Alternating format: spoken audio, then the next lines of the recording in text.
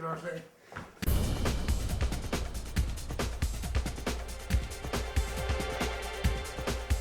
Now go out to the side. What you think? Wow. We're outside.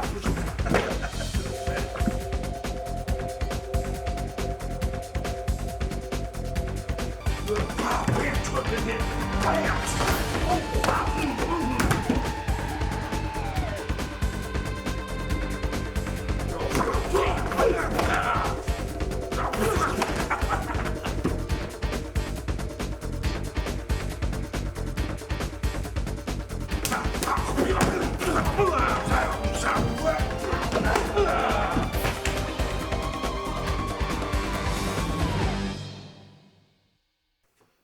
Hi, my name is Frank Trejo. I started practicing Kenpo karate with Ed Parker in 1969. And I actually got into it because I wanted to be an instructor. I got into karate to be an instructor, not necessarily to be a world-class fighter or something of that nature. I just wanted to be a teacher. And one of the things that stuck in my mind the most is from one of my instructors. He says, to be a good teacher, you have to pay close attention to the principles or the details of what you're going to be teaching. So that's what we're going to do today. We're going to get into what we call, or what I like to call, the ABCs of Kenpo, the basic foundation of the fundamentals. So with no further ado, I'd like to begin that right now. Okay, in the beginning when I get a new student, I try to teach them the formalities of what they're learning before they get into the physical aspects of training. For example, the symbolism behind the salutation and the reason for bowing and paying respects to one another. One of the ways that we salute each other is not just necessarily by bowing, but we salute each other this way. This is the Chinese salutation for greeting and at the same time saying goodbye or whatever. But the right hand is symbolized through the tiger, which represents your physical aspects of all your training. Okay, you're punching, you're blocking, you're kicking. Your left hand is symbolized by the dragon. So you have the tiger and the dragon, which come forth together as one. Which neither one is good without the other. What good is power if you don't know how to use it? So basically, I kind of give them just a short around idea as to how that comes about. Later on, if you want to get into, there are books and more literature that which explains it in more detail. But right now, what I teach them is the right hand symbolizes strength, left hand symbolizes knowledge, and neither one is good without the other. So both of them come together. They have to work together at the same time. From there, what I usually do, I usually teach them how to get into what we call a horse stance. Now, horse stance is not necessarily fighting stance. You can't fight from it, but you'll be limited in some mobility. So what I usually do is I have them step to the left with their left foot approximately outside width of the shoulders, toes pointed straight ahead. Now what I have them do is have them stand up straight and then look straight down. Okay, now what I do then is have them bend their knees to the point where they can't see the tips of their toes anymore. Once they do that, I tell them that's their approximate height and depth for your stance. And then I have them cock their hands on the hips. Okay, now right from here, we go right into the blocks. Okay, so this block I'm gonna explain to you right now is called an inward block. You have a center line that runs from the center of the body out. Anything coming towards that line will be considered an inward motion. Okay, you know, like our inward block, inward elbow, inward chop, things like that nature. Okay, so what we're going to do, we're going to take the right hand and we're going to cock it right by your right ear, just like this. This is how I usually explain it to my new students. Now, I want them to take this hand, and I want them to imagine you have a knife or a dagger of some sort in this hand. And what you're going to do, you're going to stab on a 45-degree angle across the front of your body towards the opposite end of your shoulder, right about here. And at the same time, keeping the hand at eye level. Okay, that way if you block too low, you won't allow yourself to get punched in the face or something like that. So this is your block. Okay, it comes from the bottom of the elbow to the top of the hand, and you come across the front of the body. Okay, stopping again at the outer end of the shoulder. Okay, then you'll bring the hand back. So once again, you're gonna bring your hand up, come straight across, stabbing it into this opposite kitty corner of the square, and then bring it back. The left hand will do the same thing. 1, and 2, right hand, cock it again. 1, and 2, 1, and 2. That's your basic right and left inward block. Okay, the next block I want to show you is called an outward block. Now, there's two types of these outward blocks. Again, let's get back in our horse stance. Okay, shoulder width outside with your shoulders, knees are bent. Okay, so remember our square. Okay, 2 points here, 2 points here in front. The depth of your square, again, is determined by the width of your shoulder. So that way it doesn't allow you to block too far away from yourself. Okay, so what we're going to do from here is now, we're going to take your right hand. Okay, now I want you to imagine this corner of the square. What I want you to do, I want you to punch like an uppercut punch. And this is my method, the way I do it, okay? So there's all kinds of other methods, but this one works best for me. I want you to punch straight up to about eye level to this outside corner of the square. Now I want you to take your hand and move straight across the front of the face so that it stops at the other end of the square. Now if you notice, this hand is palm facing inward, which means that this will be vertical or straight up and down in this manner, just like this. This is what they call a vertical outward block. And the reason for this block is it blocks close to your body.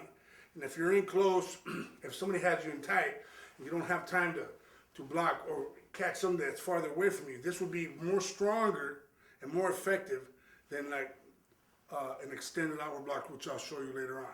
So from the side view, it comes up to this corner, eye level, turns outward, blocking with the inside part of the forearm, okay, and that the arm remains vertical and at eye level. This is your vertical outward block. So coming back to a horse, we come straight up, come straight across, ending at the outside end of the corner.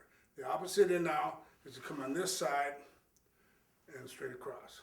Okay, so now, as we block here, we have a return in action. The return in action will be the hand coming back the same way it went out. In our movement, we have a forward, opposite, and a reverse action in everything that we do. So the outward block would come up this way. This would be the forward action. The reverse action would be this way. The opposite action would be the other side coming across. And if you execute them both at the same time, it looks like this. One hand crosses across the front of the other. Okay. Now this action here creates what we call a double factor. Your returning action doesn't just come back to the hip. If I block a punch like that, he throws another punch, then returning action can also block that as I follow a block with the other hand. Okay, you understand that pretty good? Just like that. Okay, we also have another version of that outward block. Okay, and this one is called an extended outward block. Remember when we did the first outward block, it's vertical because the arm is straight up and down and it blocks closer to you. This block is called an extended outward block, which means the block is going to be extended. You're turning the palm outward and in front of you, so the block's farther away. This type of block you would use if I was stepping back to block a punch. This way I'm moving away from it. If I'm moving in, I would use this block to come in closer, and then I would have another type of follow-up after that. But this block, again, like I said, the vertical block is for close range, because I'm in close with my opponent.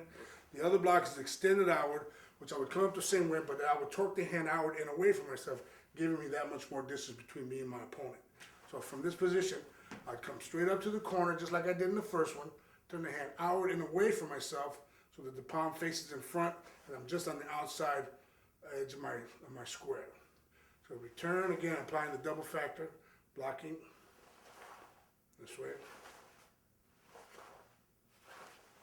just like that. All right, let's get back in a horse stance. Again, outside with the shoulders, knees are bent. Okay. Now what we're going to do from this position here, now we're going to go to what we call the upper block. Now there's a couple methods that are applied. One is straight up across, so that the arm is on a 90-degree angle this way. This is still blocked, but what happens when you block something like this, you get the bulk of the force coming back to you. Okay, so what we want to do is take our hand. First, let's go back to our square. Remember our square? Okay, just like this. Now I want you to imagine a box. You got two corners up here, two corners here, and then back down. Now you have a box. Okay. So now, I want you to take your right hand, come straight up the front of the body, just like an uppercut punch. When the hand gets to about eye level, I want you to turn the hand outward and go to the outside corner of the block, so you're blocking now away from you. Also, by blocking away from you, I want you to notice that my arm is on somewhat of a 45-degree angle. So when it comes down, I want it to be able to glance off as opposed to taking the full force hit on my arm. So I would come up, come straight up, and then block away from myself. Of course, I would be stepping back when I do that, creating more distance between me and my opponent. My arm is on a 45-degree angle, so when it does block, it'll glance off. Okay, allowing me more a freedom of choice of how I want to accept the oncoming blow. So as I come straight up the front, turns outward and above the head.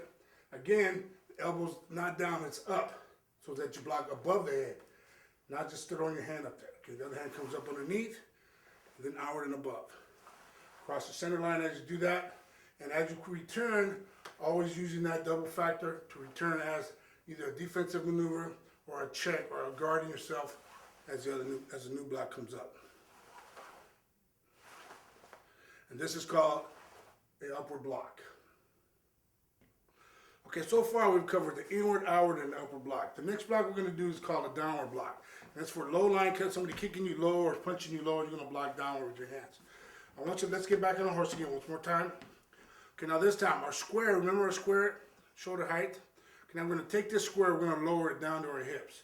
So you have two corners here, two corners right here in front of you. Again, the depth or the width of the hips will determine the width or the depth of your square. Okay, so the way I would teach it to a beginner, I would take his hand and cock it right here at the shoulder, just like this. Now what I would do, extend my arm down to this outside corner of the square. And then from there, bring it straight across to this other side of the corner right here. And so just about outside edge of my knee, okay? So I would cock it, chamber it to give me that extra force I would need to hammer downward and block across the front of my body. Remember, what's really important here is that the depth of your square is in front of you. So that you don't want to just block down here in front of you like this. This is too close. The width of your hips will determine the depth of your square. So you want to be able to block away from you. Because if you're blocking his leg out here, where's his foot? You understand what I'm saying? So you don't want to block his leg right here because his foot be penetrating one of your lower extremities. So anyways, so your downward block will cock right from here, go straight to the corner, and straight across the front of the body. That's one movement, then you cock it back. Chamber, come straight across, front of the body. Okay, then you do it all at one time, and you do it as a hammer. You would hammer, wham. Since you're blocking a bigger weapon, you want to hit it and strike it so you can move it out of the way, whichever way it's coming in. Downward block, straight across, downward block, downward block, downward block. Okay, we have another form of blocking. It's not really blocking because a block is described as a striking force that stops and or redirects. This kind of block we're going to use is called a parry. Now a parry is a riding force that redirects, which basically means you're not going to use force to stop it. As the punch is coming, you're going to catch the force coming in and you're going to redirect it so it goes away from you. This allows you to stay closer to your opponent so you have a closer type of follow-up. Okay, now the way we work this is like this. Again, back in our horse, here's our square. Okay, now we're going to work instead of using a square, we're going to use what we call a triangle. Now, in the front of you will be the apex of the triangle. There are two corners here, two corners here. Now, this time you're going to use an open hand to defend yourself. By doing it this way, you're going to catch the hand with the palm of your hand because you have a more surface area to defend yourself with.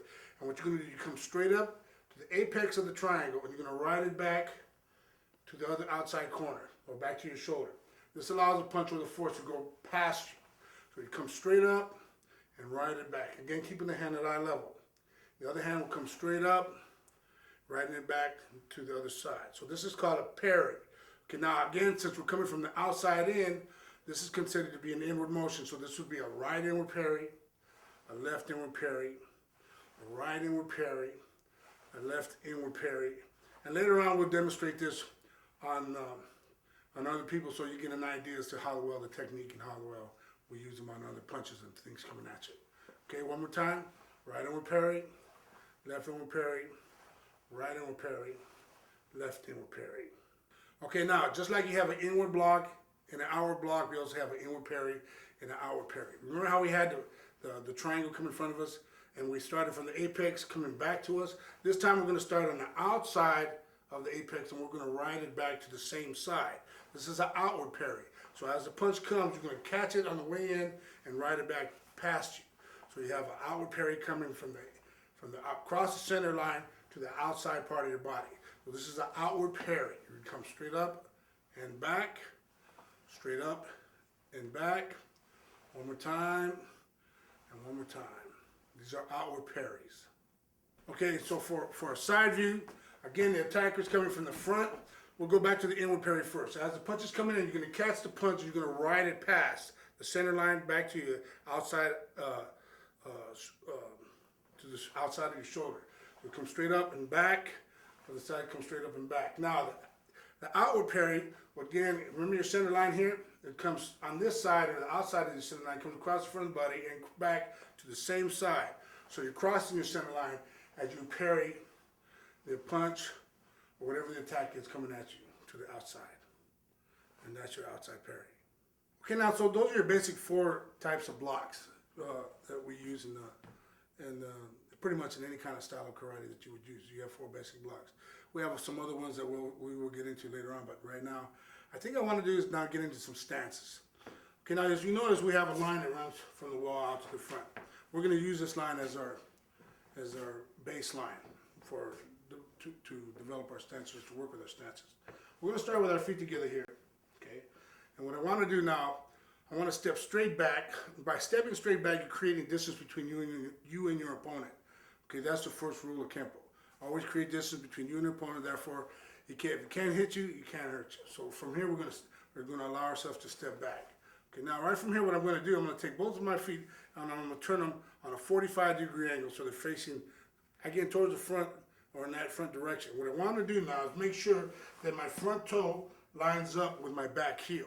My position, my hand position will be just like this. One hand up, protect from the solar plexus up, and the other rear hand will protect from the solar plexus down for low kicking or high punching attack. Okay, so this stance, okay, now what we call this stance is called a neutral bow. The weight distribution is 50-50, okay, neutral. The bow comes from the bending of the legs, okay, like a bow and arrow. If I had a bow and arrow and I was shooting at you, this would be the bow part of the stance, okay?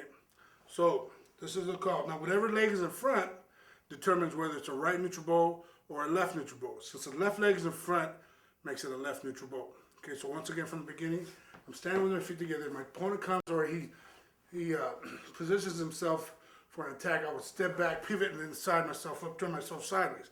Now, the reason why I turn myself sideways is because it'll limit my target area. If I'm fighting you from a horse stance, you'll see that all my targets are wide open. You don't want to do that, okay? You're giving them a chance. So what you want to do here is take your feet and turn them sideways. That also turns your body sideways. Now, if you're a lot thinner than me, it will work better than me. So you have to be more defensive when you got your in this kind of a stance. Okay, one more time. So you're going to step back, turn both feet on a 45-degree angle. That creates a smaller target in most cases. But in this position here, what you want to do is limit your target area as well. Okay, by standing sideways, he doesn't have a direct shot into the groin. Okay, my shoulders are sideways because if he does hit straight on, the penetration won't be as great. It'll hit and glance off. Okay, so this is my position. So we're lying on front toe, back heel. Okay, and at the same time we do that, it allows us to still have total usage of all our weapons. I can still punch with this hand, still punch with this hand. I can kick with this foot, and I can kick with that foot. But the minute I cross or invert my stance, immediately I'm limited in range. And I can't kick because I'm in my own way. And that's not what you want to do. You still want to still have total usage of all your weapons. Okay? Body on a 45-degree angle, weight distribution 50-50 for maximum mobility as well. Okay? So, like I said, whatever leg is in front determines whether you're in a right neutral bow or a left neutral bow.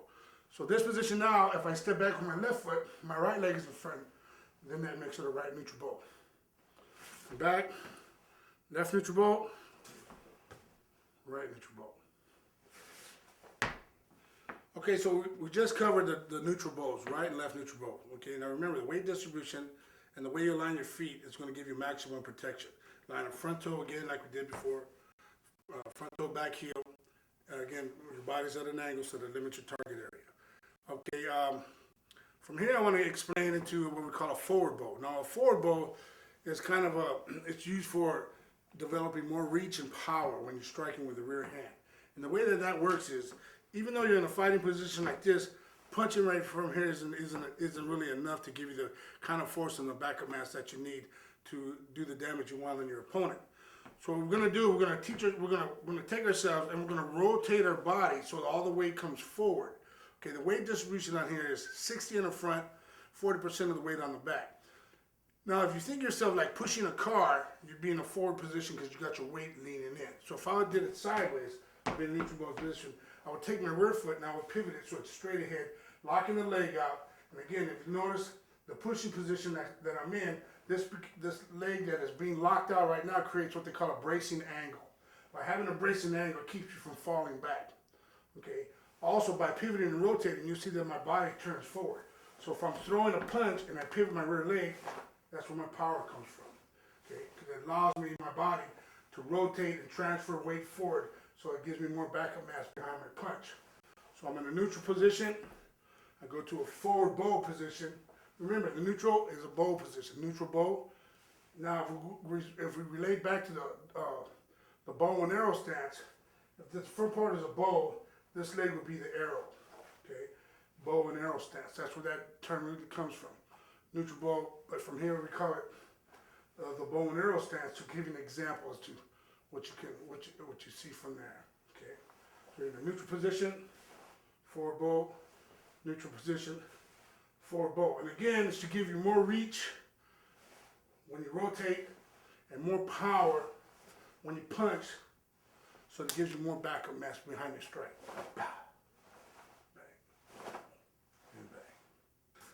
Okay, this next stance we're going to use, it's called a reverse bow. Now remember when we did the forward bow, we're shifting our weight forward, allowing our weight to transfer forward, so it gives us more backup mass when we turn and punch with the rear hand. Okay, now, you ever snap a towel at somebody? Okay, what's the procedure? If you're going to snap somebody with a towel, already put a sting on them, what's the procedure? You just throw it out there like that? No. When you throw it, just before it hits, you pull it back. Okay, and when you do that, wow, you get a good sting, and sometimes, you know, you get a good effect from it. Okay, so now what we're gonna do with this stance is the same principle. Okay, now remember, in a forward bow, you turn and punch. Puts more weight behind your opponent. Okay, now this stance, I'm going to turn the opposite direction, but I'm also going to strike with the lead hand. Okay, now we have what we call an opposing force. I'm going this way and I'm striking that way. If I'm going that way, my weight's going that way, how do I get power in the lead hand? Well, just the same way we did with the towel. If I throw my hand out there and I turn the opposite direction, wow, that's where my back knuckle comes in, or my hammer fist. And it's a close weapon. If I'm going to hit somebody with an elbow and then I want to hit them to the groin, wow, that's where my power comes in right from there. So as I'm shifting the opposite direction, I'm throwing the hand out. Now here's where the whip comes in.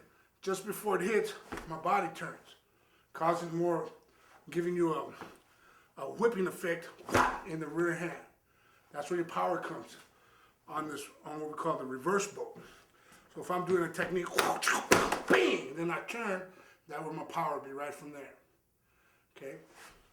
So from a neutral bow position, what I would do is take my lead foot, turn the opposite direction, strike down. Again, it's low, close to me because it can't hit farther away from me. This is a close range weapon, or close range transition. Okay, so from here, pivot the opposite direction, strike low, and again if you strike low, the other hand is checking high to make sure nothing comes back and hits you in the face. One more time. One more time. And that's our reverse bow. Okay, so far we covered the neutral bow, right and left, the forward bow, right and left. We just did the reverse bow. There's one more stance in there that I want to introduce or show you or explain to you. It's called the cat stance. Now the cat stance is not necessarily a fighting stance, but you can fight from a cat stance, but you'll be somewhat limited in your mobility. Let's go back to our neutral bow. Again, neutral bow is weight distribution 50-50.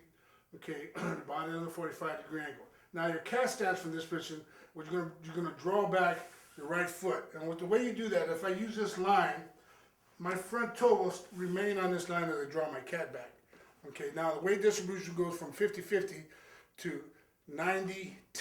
10% of the weight is on the front. So if I was facing this opposite direction like this, I would lean back and my cat stance would be in this position right from here. Almost no weight on the front. Now the reason for this stance is because it's a transitory stance. It's in between moves. If I do a step to reverse, okay, it would be there, kind of there, but it's not pausing. I wouldn't pause with it. Stepping through forward, it's there, but you don't really see it. But for this position, what we're going to use for cat stance is for kicking. Now this kick again is a low line kick. If I'm blocking, he throws a punch, I would block from here and then kick him into the groin, and then follow with some sort of a strike. So the way to determine the depth of your cat stance, if I put my heel on this line, and I'm in my cat, what I would do, I would bring my heels together. My heels are together. So right from here, then I would lift my heel, then place my heel where the tip of my toe is. And that's about the approximate depth of your cat stance. So it doesn't matter how tall you are, how short you are.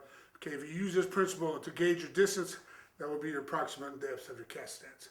Again, it's for low line kicking or in transitory positions. If somebody moves on me and I have to move out of the way, I'm in this position with a defensive maneuver coming up. Okay, so that's our cat stance.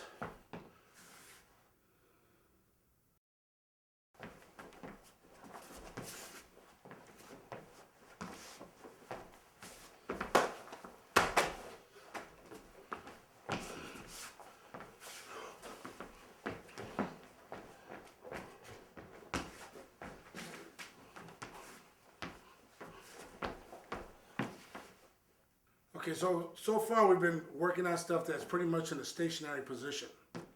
What I want to do right now is to kind of go over some of the footwork that we use in Kenpo karate and how I relate it to the techniques, and maybe a little sparring or something like that, so you can see how it works. But one of the first foot maneuvers that we use is a step through.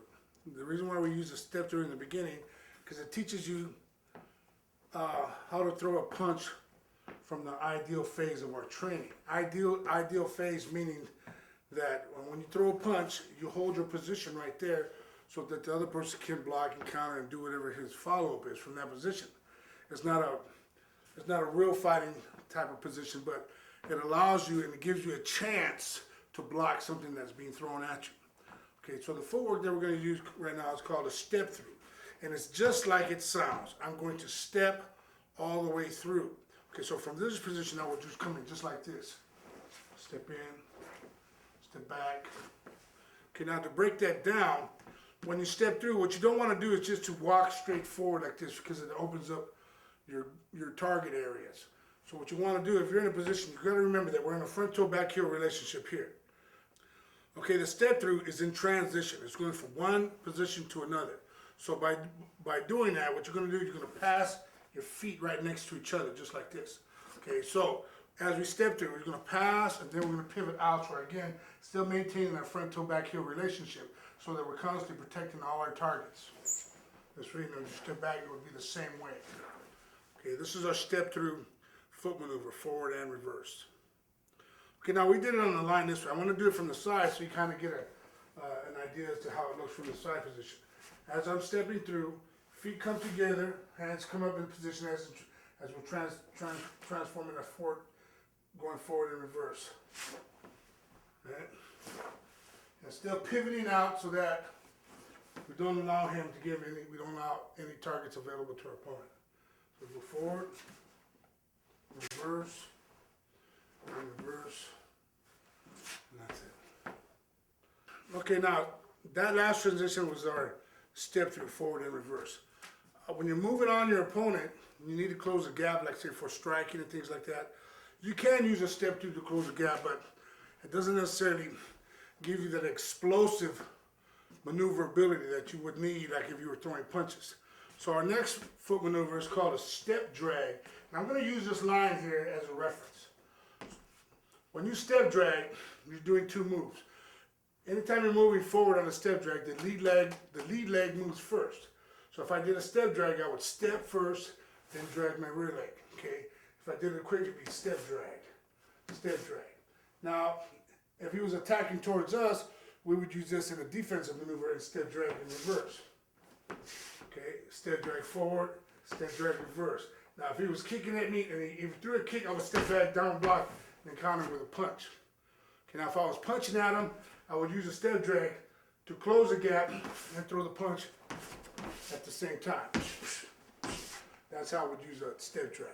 So one more time, going forward, step drag, in reverse, step drag, step drag. That's our stance. That's our maneuvers.